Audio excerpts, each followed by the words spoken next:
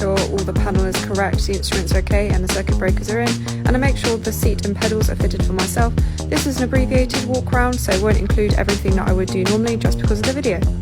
Now we move to the left hand side cowling of the helicopter and we just make sure there are no frayed cables or oil pulls or anything untoward or anything looks bad in there. As this is an abbreviated walk around, I won't be including everything in as much depth as I would normally, but it's very important to make sure the pitch links are all correct on a helicopter and they aren't loose or anything like that, and to check all the wire locking, make sure there isn't any frayed cables. It's also very important to check the fluid reservoir at the back of the tail and make sure everything is in working order. Now we move up to the rotor of the helicopter, we make sure all the fluid reservoirs are topped up, all the alignment lines are good and all the wire locking is not broken or frayed.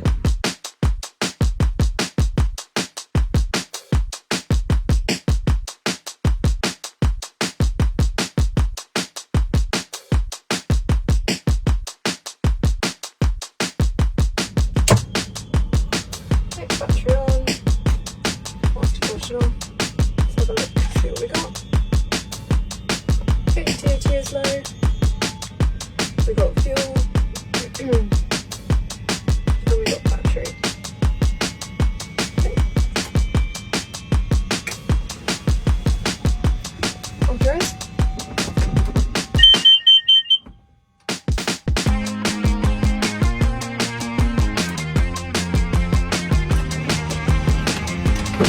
Throttle's closed.